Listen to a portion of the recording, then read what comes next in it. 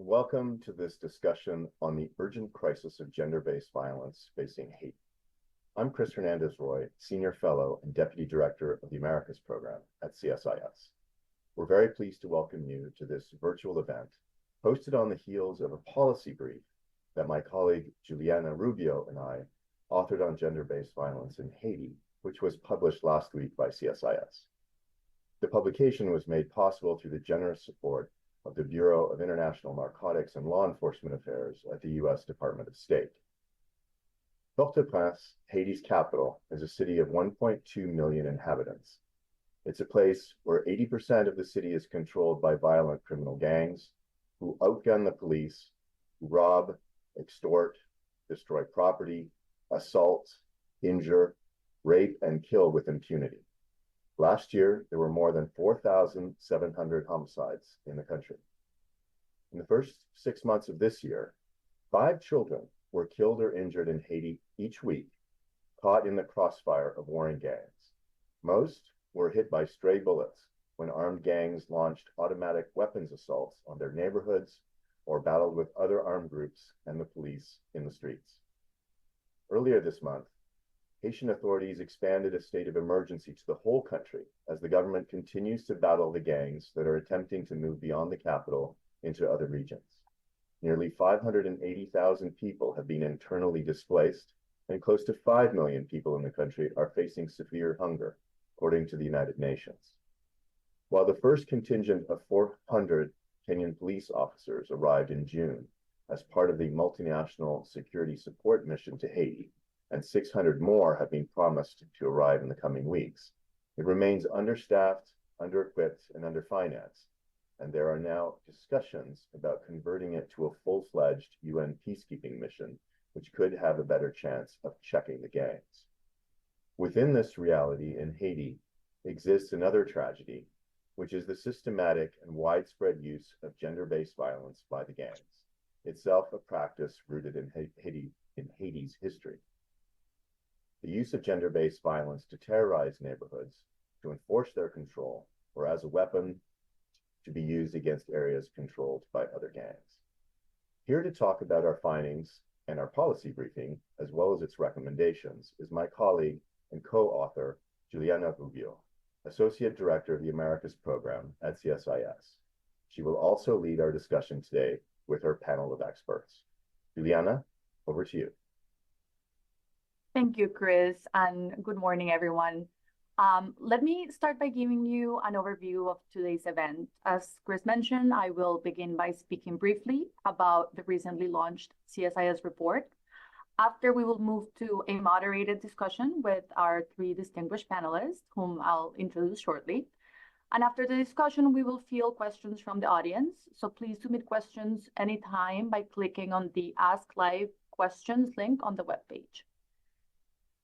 Now, in the recent report, we discussed how in Haiti, sexual violence has long been used as a tool of domination, and that is seen, honestly, going back to colonial times. But in more recent history, it became especially apparent during the Duvalier dictatorship, where extra-official but state-sponsored actors used sexual violence to target women opponents of the regime. Now, this legacy of violence has continued throughout Haiti's political history, used by those seeking power or trying to destabilize rivals. In the 1990s, for instance, opponents of President Aristide targeted neighborhoods that supported him, and many of those remain among the worst affected by sexual violence today. And this legacy has created a culture of fear and impunity, as state-supported groups were often the ones using sexual violence systematically. And today, the situation is even more dire. It is disturbing enough that the systematic use of sexual violence was used by the state-sponsored actors. But what we're seeing now is that the systematization is used now by less political actors or non-political actors, such as some gangs and other criminals, making an escalation in the incidence rate and often in the level of brutality as well. Now, the link between political instability, gun violence, and the rise of GBV is clear. For example, between January and February of this year, 250 cases of GBV 250 cases of GBV were reported. And after the surge in violence aimed at blocking the return of interim Prime Minister Ariel Henry at the end of February, cases skyrocketed to over 1,500 in 1 month. So going from 250 in 2 months to over 1,500 in a single month as a new wave of chaos emerged. And the brutality is staggering. Women are raped in front of their families. Girls as young as 10 and even younger are subject to gang rapes, with, of course, survivors left traumatized in a country that lacks basic health services. And to combat gender-based violence in Haiti, the government must prioritize law enforcement to protect women and girls. Some of the key actions we propose is that GBV committee could be established within the cabinet to coordinate national efforts and partner with local NGOs as well would be important. Another issue is accurate data collection on GBV. It is crucial for transparency and for accountability, and a lot of our panelists work on that. And community education campaigns should also go side by side with these initiatives. They should be raising awareness, reducing the stigma, while expanding the support of systems like safe spaces, hotlines, and other reporting mechanisms. But also long-term initiatives seeking gender equality, including strategies that promote women's political and economic empowerment, are essential. And then finally, we say that there should be efforts to reform the police and the judiciary to improve GBV investigations and ultimately seek justice. But amid this bleak situation, something that makes me hopeful is the work of Haiti's civil society organizations, which even when operating under constant threat and with limited resources, continue to support survivors, continue to demand justice, and to push for accountability. These groups up there offer anything from medical care to legal aid and psychosocial support, while at the same time advocating for systemic reform in a country where state institutions have often failed the most vulnerable. This bravery and resilience are truly what I think are a beacon of hope, and that's why we've brought together our panelists today, all of whom are key voices in Haiti's civil society, to help us better understand the current state of GBV and its root causes. Let me begin with our first speaker, Dr. Marie-Marcelle Deschamps, Deputy Executive Director, Head of the Women's Health Program at the Gestion Centers. In her role, she has been a leading voice in women's health research, particularly focusing on issues related to HIV and AIDS in Haiti and broader public health challenges. Her work has had significant impact on improving health services for women and vulnerable populations in the region. Our next speaker is Monique Kleska, a Haitian writer, journalist, and activist and advocate. Ms. Kleska specializes in high-level policy dialogue, human rights, and youth and women's programming. As a feminist and pro-democracy, pro-social justice activist, Ms. Kleska has led women's and girls' empowerment initiatives across West Africa and Haiti. Her work has been at the forefront of efforts to advance gender equality, human rights, and inclusive political participation. And our final speaker is Gerson Nosea, the Haiti country director at RAFA International, where he leads efforts to support survivors of human trafficking and sexual abuse. His work involves directing a team of trauma-informed care professionals and administrators focused on protecting vulnerable populations in Haiti, with a focus on gender-based violence. He's also an advocate for stronger community resilience and civil society inclusion in anti-trafficking policies. And I have asked each of them to provide some framing remarks before we move into our moderated discussion. And I'll start with you, Dr. Deschamps. Over to you. Yes, good morning, and thank you to CSIS for organizing this meeting. And it is correct that gender-based violence has been the main focus of our work for the last, I would say, 20 years. beside HIV and tuberculosis. But what I could see is that the situation is getting worse, even though we're trying hard to find a solution for this crisis. But the violence, the gang violence has not been proportionately, we did not get the response that we wanted to get in Haiti. The international, the humanitarian support did not arrive. And as you're aware, security is still an issue. We are not even sure, we don't even see how we're going to open the school next week.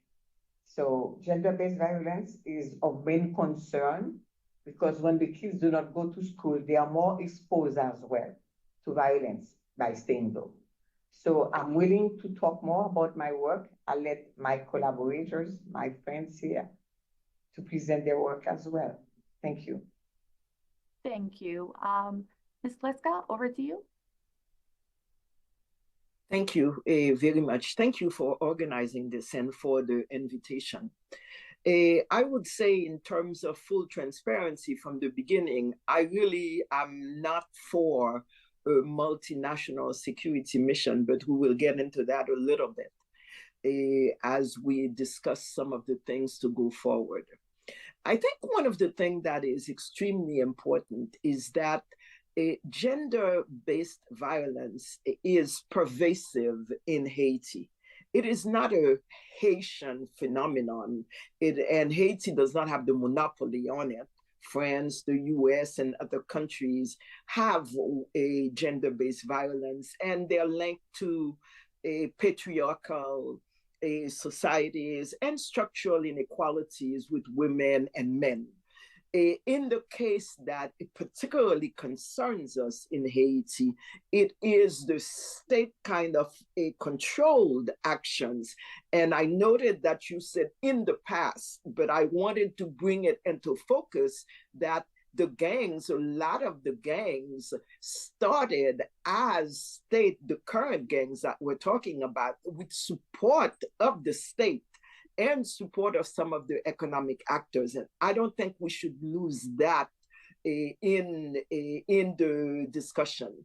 Having said this, it is in terms of the gangs, it is a control strategy that they have used.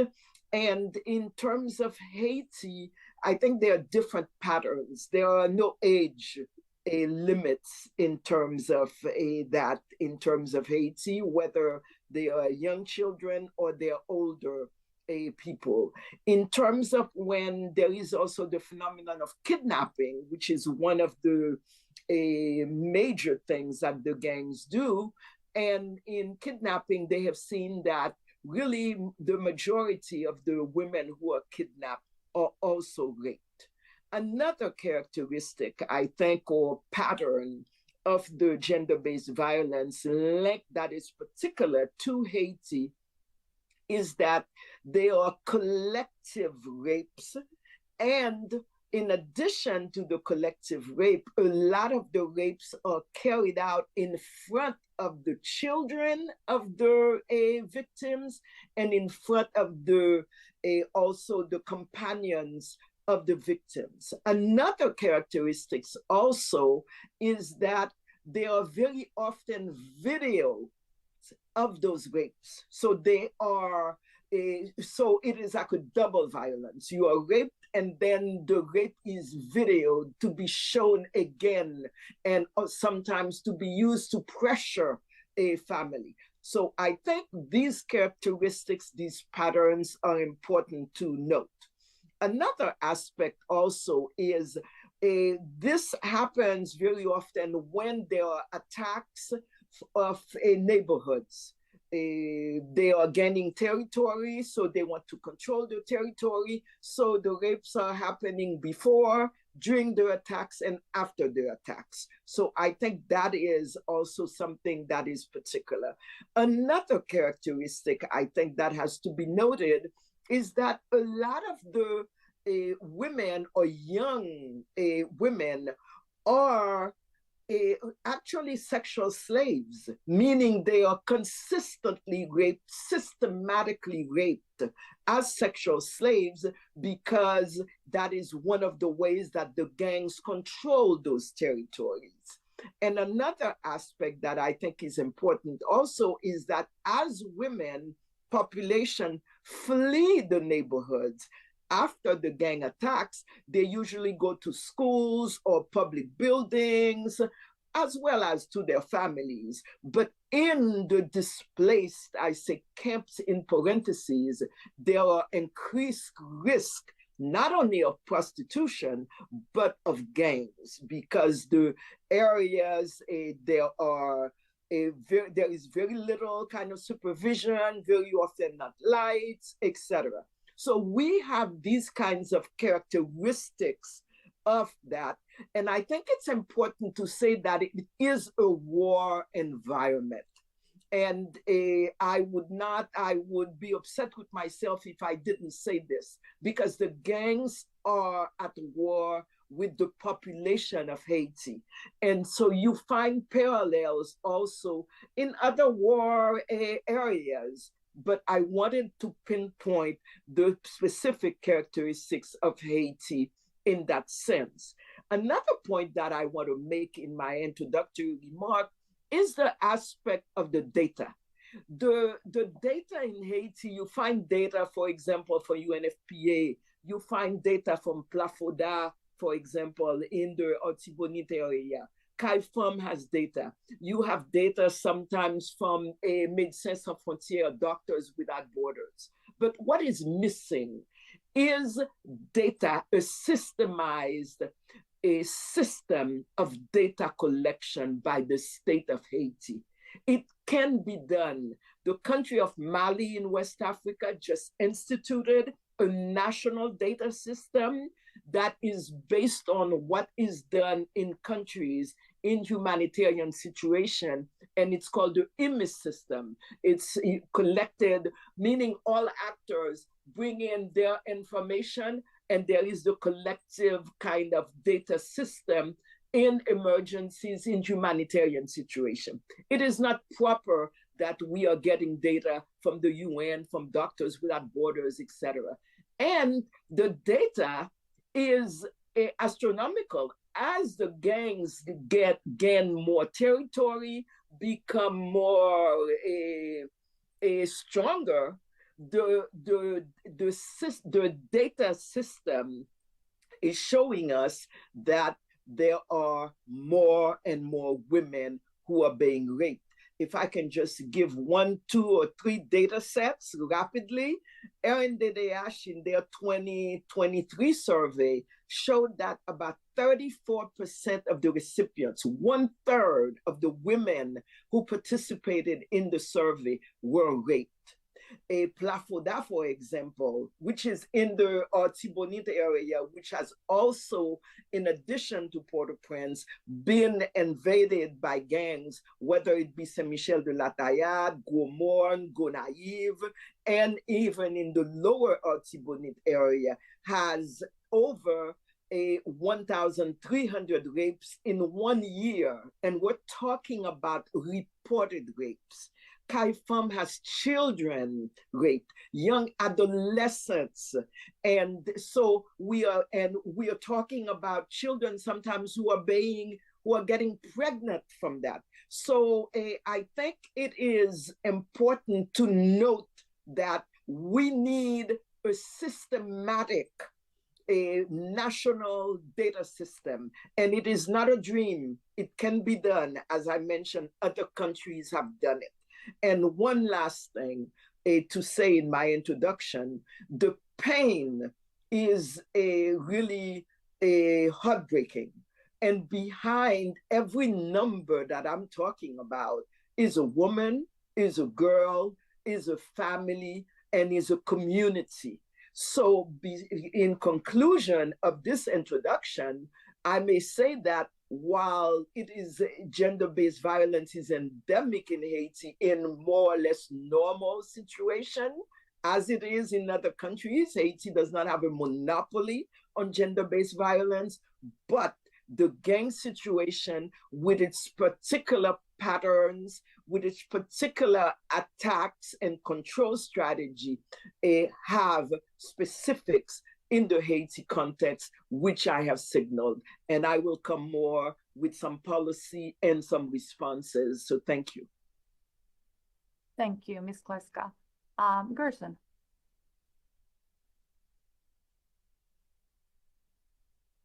Thank you, Julia, for hosting this event this morning, and thank you so much for inviting me to be one of the speakers in this in the event this morning. Yes, gender-based violence remains a pervasive issue in Haiti. As we are going through this crisis, there is something I need to mention in regards to the crisis. I've seen a lot of narrative about the crisis being 2022, started in 2022. This is something that we can date back. This current crisis date back from 2018 when we first had the uprising against the government of the administration of Jovenel Moïse. That's when we had the first lockdown, which will set the stage for multiple lockdowns going forward. And also, we'll begin to see the rise of the gangs in the way that we've been witnessing it in the last 5 years.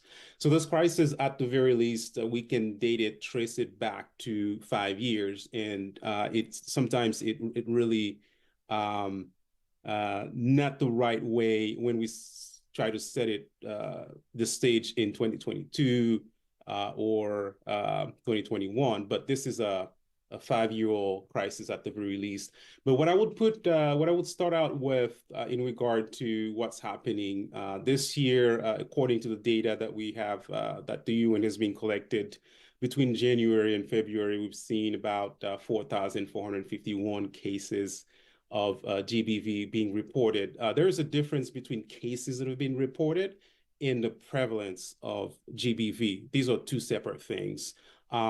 Those reported cases can give you a snapshot of the situation, but it's not representative of really the broader spectrum of violence. And also, we have to put that in a time capsule to understand that data. We also, for this year, have seen that 68% of the reported cases are cases of sexual violence, of the GBV reported cases. The principal actors of those cases are gangs. They account for 66% of these cases. And we also seen a phenomenon that we didn't see before, as it's been brought up in this conversation already, is that we were seeing more of the violence happening within the communities, within Cité Soleil, Gangavine, in all those communities. But we're seeing a rise, this is time capsule, obviously, in cases happening in makeshift, in displacement camps. So 60% of the cases of those 4,451 have occurred within camp situation, displacement camps. But we can't really rely on this time capsule, very situated data to make a speculation on how GBV is in Haiti. So we'll drill down into more broad data, a wider spectrum.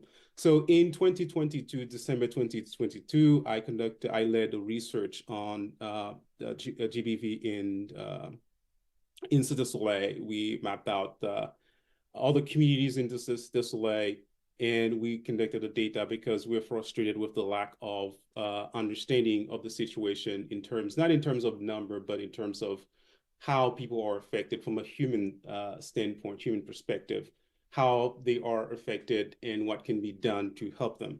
So in the course of that research, which was based on providing services for an extended period of time within the communities and attracting a broad array of women and girls from different walk of life, organizing different events to bring them in so we could use the ethical, do the research in an ethical manner.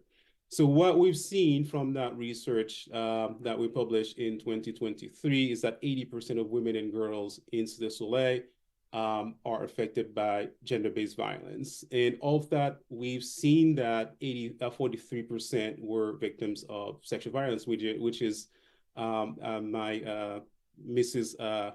Castla presented that Andy Diash presented data that was similar to that as well, which corroborate that. So this is just I'm not presenting this for the case of presenting numbers, but what you're seeing here, and one of the data point I'll present is that we've seen that 48% of the cases of gender-based violence occurred in 2022.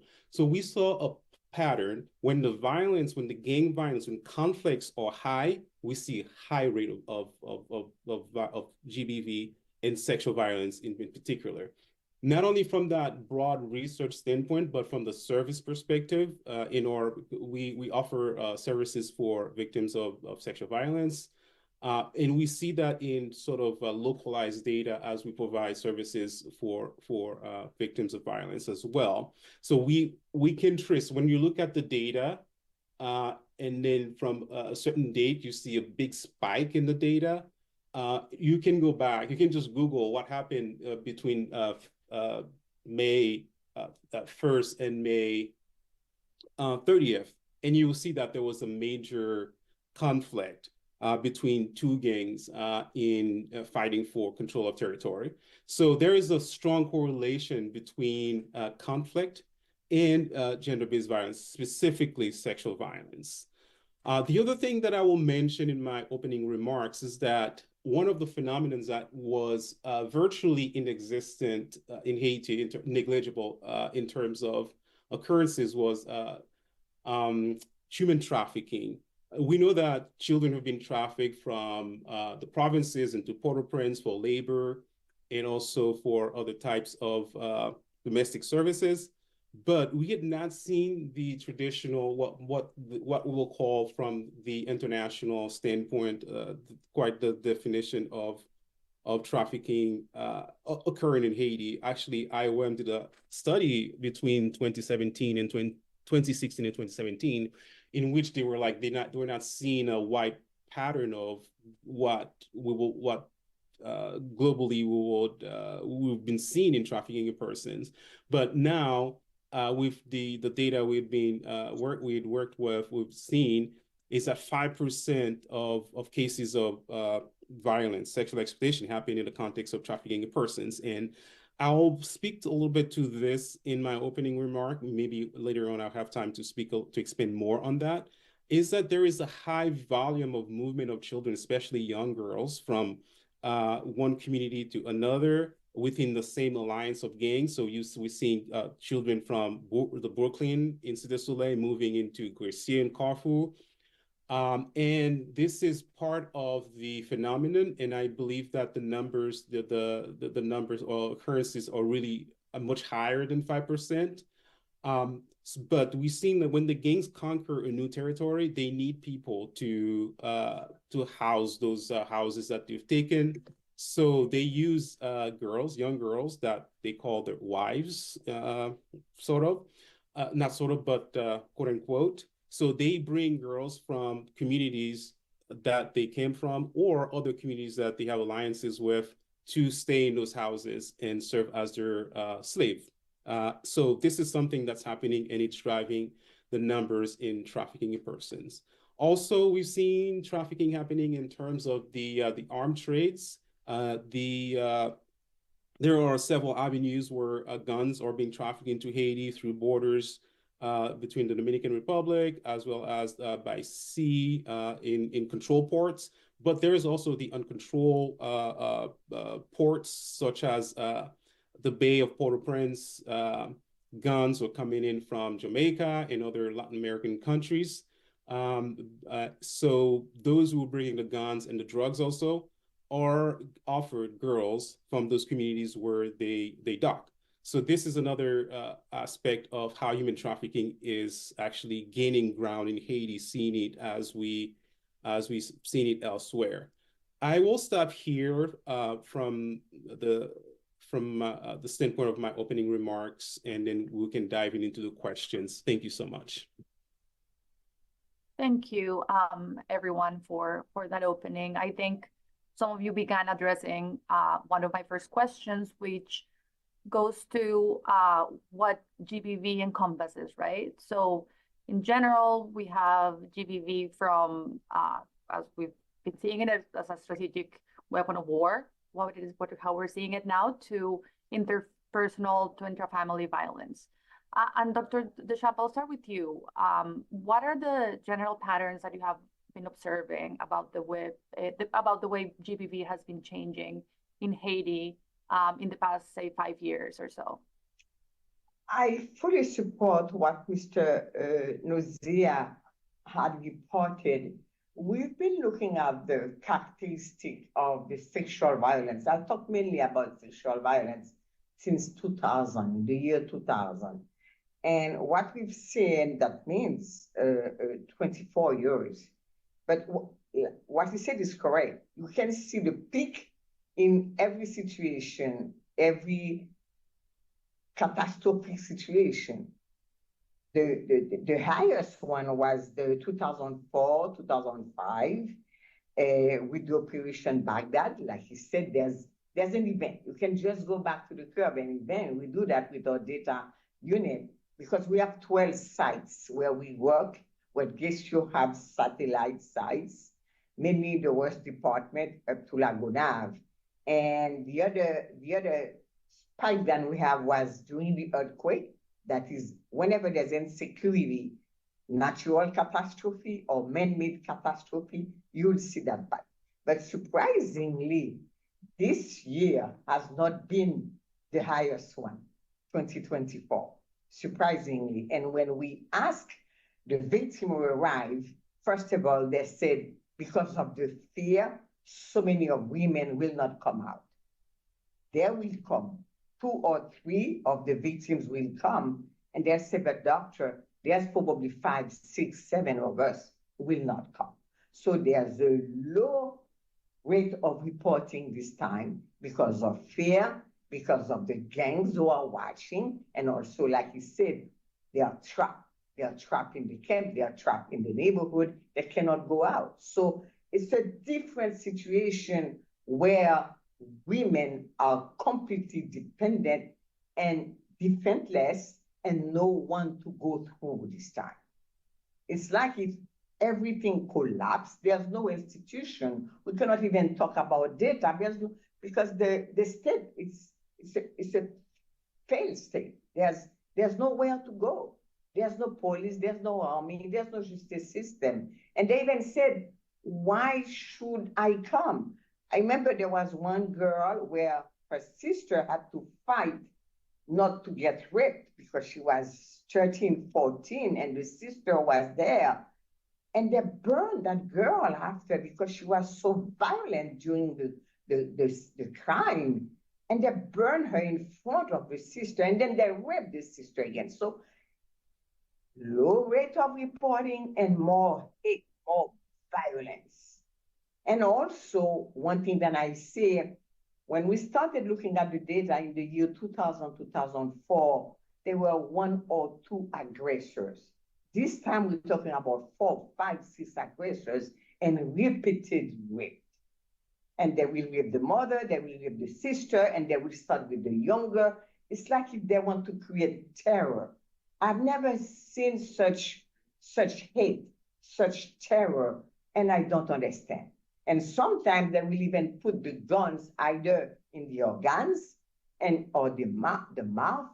This is so violent, and it doesn't look to me, and with my staff, we are the first clinic which was open for rape victims in Haiti in the year 2002 with the Ministry of Affairs Sociales.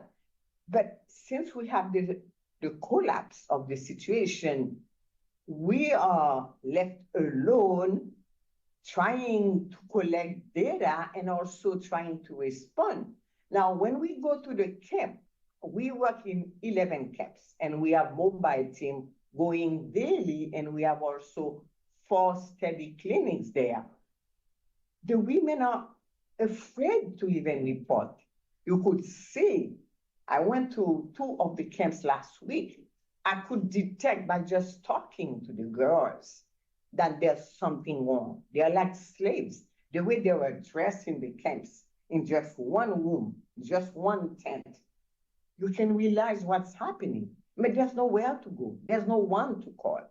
That's why at my introduction, I said we are kind of left alone with our crisis, with so many victims who are asking for help, and no one's come to them. And thirdly, one thing that I saw, we have more higher rate of pregnancy, unwanted pregnancy, because they go now to the youngest one. Years ago, it was the median age was 18, 16 years old. Now we are 14, 15. And first sex contacts, so more at risk to get pregnant. And, you know, abortion is illegal in Haiti. There's nothing you can do. So we are dealing with a new generation of terrorized girls and parents with a lot of trauma, depression, suicidal thought. I don't think we have enough psychologists in Haiti to deal with that new generation coming. I've never seen such trauma myself. I've been working here for 42 years, 1982. I've never seen such a catastrophic situation. Thank you, Dr. Deschamps. Definitely, your perspective from the ground is very important. I know you spend a lot of time, as you say, with the mobile clinics. So thank you for giving that as that context and showing us the scale and level of brutality that is kind of unimaginable. Ms. Kleska, would you have anything to add? You're muted. Yeah, thank you. I think Dr. Deschamps' testimony says it all in terms of the trauma, the amount of trauma, the amount of terror that these girls and these women and the whole population, because I did mention that there are girls, there are women, the families are involved in gang rapes. Everybody gets the trauma. So, and the sexual slaves, I call it sexual slaves. He called it human trafficking. Bottom line, families are involved also, and it is a traumatic in that sense. And I think one thing that I would add, that is why, for example, a group of civil society people ask for, we propose for the International Court of Justice and the Human Rights Council to help organize, once at a certain point, a special tribunal for girls, women, victims of sexual crimes. There is the regular justice system of Haiti, which doesn't work. There, in the best of cases, it doesn't work. Even the rape, the perpetrators very often are let out, they give some money, or they're given really ridiculous sentences, and sometimes the judges, what they're saying shows that they don't consider what the woman has lived through. So that is the normal kind of justice system that does not function. So we really kind of thought that it might be important for advocacy purposes and for the burden that the women, and if you hear Dr. Deschamps, it is a generation that is traumatized. We're not talking about hundreds, we're talking about thousands of women and their families who are traumatized. So the idea of having a kind of special tribunal to deal with the impunity and to make a major statement in terms of, we do not accept this. We women, we as a society do not accept this. And she talks about the word violent, but in fact, it is brutality. That's what I was thinking as she was speaking. The brutality, the barbaric kinds of rape that are going on. So that to me, the responses need to be huge responses, not only policy responses, but also the kind of huge kind of, I don't say it for show, I really say it because I think it is important, the justice, a kind of international or special Haitian tribunal with support from the international community for the crimes, the sexual crimes committed against our bodies, our children, our grandmothers, our mothers, sisters, etc. So I wanted to put that on the table also as a recommendation that several organizations have made. And I'll come back a little later with perhaps other things. Thank you. Thank you very much. Gerson, would you have anything to add? Yes, there is one thing that I will mention right off the bat is that when I started presenting the data from the study we did in late 2022, which was published in 2023, I mentioned that 80% of women and girls in Cité Soleil, which were a place where that study was based, are reported being victims of gender-based violence. But one of the things that really struck me within the data was 47% of the instances were committed by intimate partners or former intimate partners, and 17% were by family members. So what that tells me in terms of the human aspect of it, the human suffering, and how can we apprehend this situation is that we're seeing that gender-based violence becoming sort of part of the social fabric. So it is a complete deterioration of the social fabric within the communities. So this is something that is very alarming to me. I can remember back in 2019, 2018, I was speaking with a policymaker, international policymaker, and I said, this is my biggest fear. My biggest fear is not what's happening right now. It is what the culture of violence that I can see in the radar. And I'm sorry to say that I was right. And as we speak right now, things have gotten to a point where it is unsustainable, and something should have changed 2 years back at the very least, but it's still ongoing. And my reasoning right now is, so we have a firmly established culture of violence because there is no law and order or rule of law in the communities. The government has left the communities, civil society has left the communities. So the people are left to themselves.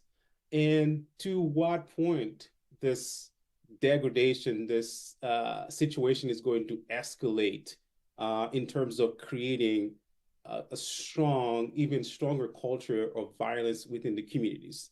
So that's the one thing I can pinpoint in the data.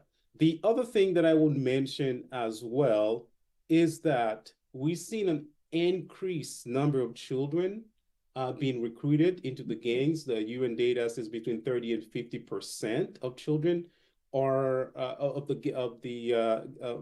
gangs are made of children. So this is a very alarming situation as well, as we're seeing children not only being exposed to the violence, but they're becoming partakers in the violence.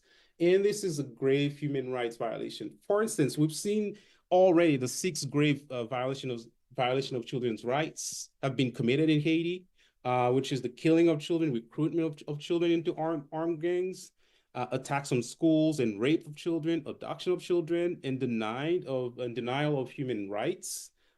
So we've seen it all, and it is amplifying. So this is my biggest fear. We have to stop this now. And what can be done? So I presented the data. About 47% of cases of GBV have been committed by intimate partner or former partners, and 17% by family members. So as we were not waiting, but as we were working, advocating, and doing what we can do from the places we can do it, to change the to impact the political situation, the actual gang hold on Haiti. But there are things that can be done. These are regular folks, the 47%, the 17%. These are regular folks in the communities that we can reach with different types of mechanisms that we can use to try to change, to curb the tendency for this radicalized population in terms of the drive towards violence against women and girls. So I believe that this is an area that we can concentrate our efforts as something we can do as civil society, as government actors. In the meanwhile, but the other thing also I will mention briefly is that we've seen that a lot of the GBV cases in Cité Soleil is happening between the age population 19 through 40, 63%. That's what our data showed. And what we see that is a common factor is movement. Like that age group moves a lot. Like children, families shelter them within the communities. They're less likely. The rate we saw with 15% of girls were underage girls were being sexually violated. But we see the highest, like I said, the highest percent of cases within 19 and 40. So these are the most mobile group. So we see there is a correlation between movement. So the restriction of movement, people who are more mobile are more likely to get women and girls women who are more mobile are more likely to get to be victim of violence. So we need that. We need safety in the communities. That's a long-term goal at this point. But what we can do right now is work with the families, work with the communities, work with the regular folks in the families, in the communities to see how we can impact and change behavior. Positive social norms need to be brought back into the communities. And I'm saying that, I said this and I'm saying it again. What we did when we start seeing violence into the communities, we fled. Civil society fled, government fled. And we just left the people to themselves. And if we keep letting them to themselves, we're going to see that the rise of violence, the rise of the culture of violence becoming more embedded into the society. And the problem that that will result from that will be a century old. It will take a century to resolve. So let's try to see how we can impact those we can right now as we aim for bigger policy or bigger changes at the top policy level. Thank you. I'm sorry, Mr. Mose, I disagree with that. It's the data that we have here have shown that it started with known aggressor. We can increase number now of unknown aggressors, which are gangs.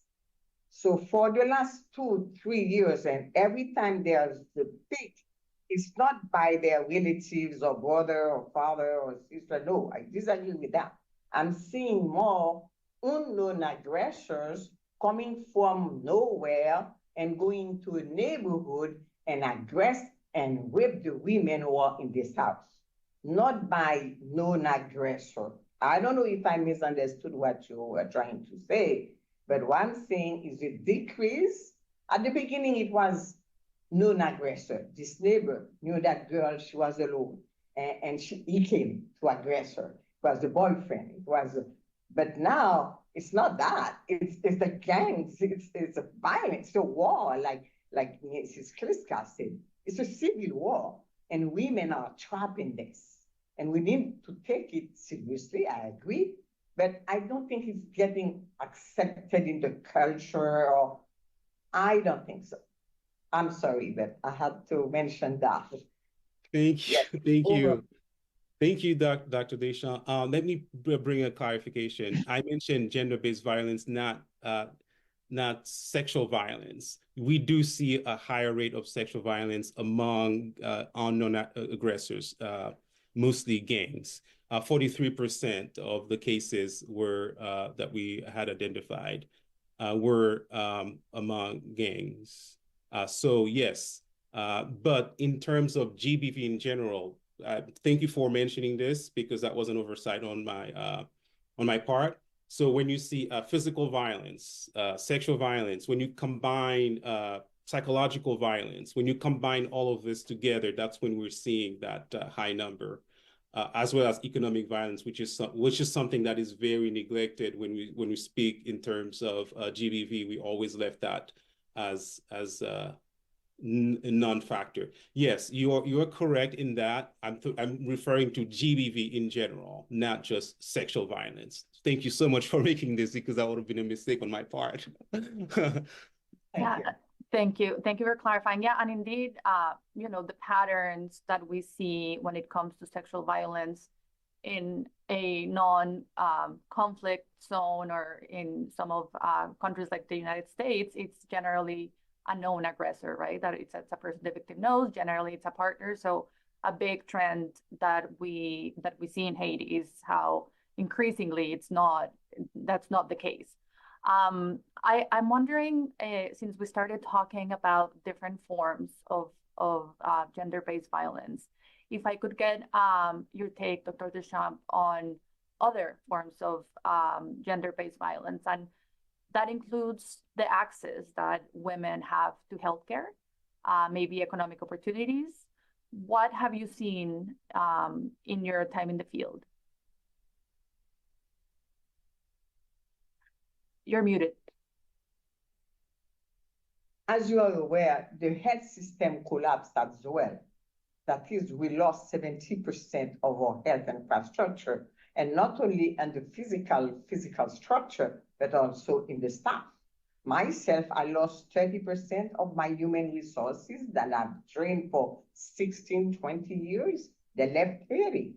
So we said the survivors are very optimistic, and we survive, we stay, we remain, we're fighting with the community. But the lack of access to services is terrible. That is. And also, I forgot to mention that what I realized for the last 2 years, even I think since the assassination of the president, we saw a shorter follow-up period. That is like at a certain point of, we offer the follow-up for 9 months and even beyond 9 months to make sure that there's an accompaniment, psychological support, sending them to school and the whole therapy. But still, we realize that they are less willing to remain for services, for follow-up. It's like if at a certain point of time, there's so much despair and they don't see any future, they have no hope, they just give up. And you don't know where they are. So it's becoming more tragic. And we are having also, I mentioned the high rate of pregnancy, but also HIV infections or sexually transmitted infections, condyloma, syphilis. That is, clinically, we have to make sure we sensitize the community for them to decrease the stigma. And also they will say, I remember many of the mothers or parents who will come with them say, "Doctor, I'm so ashamed my daughter got raped." That means she's more ashamed than the neighbors are aware that her daughter had been raped. So the stigma is getting higher, and it's like if the parents would prefer not to come to clinic. And also, I think Mrs. Kleska reported it, is that she has tendency to be raped again by a previous gang or another gang. It's terrible what I'm seeing. I've never seen it like that. I'm telling you, from 2000 to 2024, I've never seen that profile. It's terror. It's war. It's a war against women. It's a war against civil society, and it's a war between Haitians.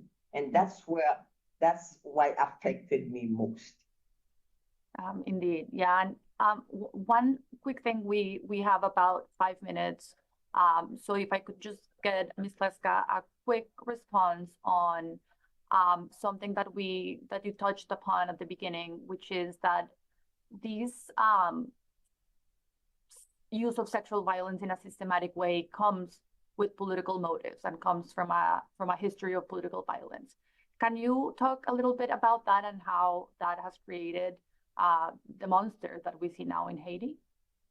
Well, thank you. The gangs, and I think the policy paper that you have published, and I highly recommend that it be translated into French as well as in Creole. It is a very good policy paper in terms of tracing the political use of sexual violence. But a lot of the gangs that are now started working with the political operatives and with the powers that be, whether they be senators, whether they were deputies, presidents, or whatever. So it was a kind of the whole idea of as we say, almost like a bouillon, you put everything in it. So they are part, sometimes I say gangs with sandals and gangs with suits and ties. So at a certain point, it was one and the same. As a matter of fact, there are UN reports that actually talk about a president having formed a gang. So this is not something new. This is not in my opinion. These are things that you see in various reports. So they are in cahoots with the system. As a matter of fact, there is one of the first major massacres in La Saline where 71 people had died. They actually said that the people came from the Ministry of Interior, meaning a government that is supposed to protect you is a government that is now taking arms and riding with gang members so that you can be killed. And in that massacre also, as somebody mentioned, you had the spike. There were close to 20 people who were gang raped in front of their families. So this is a well-known, established in reports, etc. So that is, I think, one of the things that is extremely important in that, is that this has just continued and continued and continued. And now what do? Now that we have all the trauma, now that we have all the suffering, do we have a government that is providing services? No, we don't. Because the services, and I read reports that say the health system is near collapse. Come on, the health system collapsed a long time ago. You know, in the best of times, Haitians, you had about 50% of Haitians who had access to healthcare. Now, I don't know that you have like 10% have access to healthcare. And in the case of gender-based violence victims, as Dr. Adesha has mentioned, there is the shame, there is a stigma, there is an insecurity in terms of where will you go? Who will you report? And if you go, then they find out what happens. So there is that culture of you have to hide, and you have no government that is there to help you, to say, okay, so this idea of a GBV czar, I don't know what you called it. I call it a kind of GBV czar, somebody who can really kind of a kind of overview of what's going on, the institutions, the data, what is going on that can be done. I think it is a brilliant idea to actually have something like this at the highest level of the state. This must be a responsibility. There is a policy paper that came out with about 20 organizations. I know, for example, Neges Marron, I think maybe SOFA was in it, and Institute for Justice and Democracy was in it. So that kind of lays out a kind of roadmap for more integration of women, not only integration of women, but just making sure that women participate in the policies that must be taken. And I think that must be also done for the gender-based violence. You have different actors. You have the World Bank, you have the European Union working with UNFPA, giving some funds. You have UNICEF, that is there giving some funds, you have some others giving. It is not sufficient. We need more funding. And one of the things that I want to say is that I toured the country in 21, 22 to work with women's rights organizations. There are networks of women's rights organizations, civil society. They are there. They were the ones providing services for victims of sexual violence. And sometimes they don't even have money to go to court, to take a woman to court. And where do you go for health care? So I think the whole system has collapsed, and civil society has kind of kept the branches together, the little bits tying it together. And so Haiti kind of is standing on the back of civil society that is keeping a semblance of a healthcare system, a semblance of an education system, a semblance of a support system for the women who are suffering, women and girls who are suffering from gender-based violence. And it is high time that government does what government does. That's what government do throughout the world, is provide services for its population. Except in Haiti, it has been government that terrorizes us. So now we need to reset the things so that women and girls can have the services that they need, can have the respect, and can also come into their power so that we can occupy the different spaces that are needed. And one last thing I may say, since Dr. Deschamps had mentioned abortion is illegal in Haiti, I hope that the next time around that women will insist that abortion be legalized so that women can decide what to do with their bodies. It is not the state that is telling them what to do with their bodies, particularly in the cases of rape, gang rape, etc. So I think we really need to think about all of these. There are policy papers that are there. There is a response document, but that is old. A plan for response.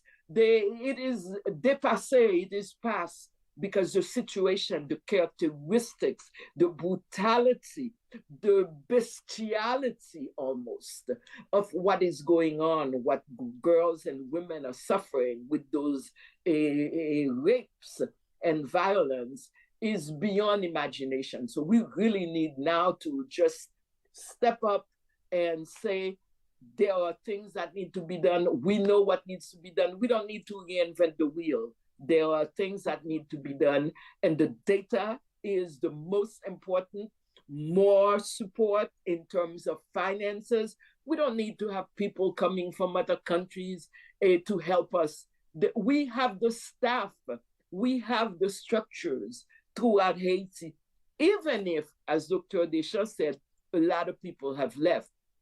We have staff in Haiti. We have women throughout, whether it is Jérémy, Plateau Central, we have them in Wanamet, we have in Plafoda, for example, and other organizations. There are organizations that are there. We need that. The special tribunal justice is an important element of it also, the training, but resources. So I think with that, we can hope to get some relief, from the trauma, from the terror that we are living, because every girl, every woman in Haiti is scared that she might be raped today or tonight or tomorrow. Absolutely. And that is unacceptable.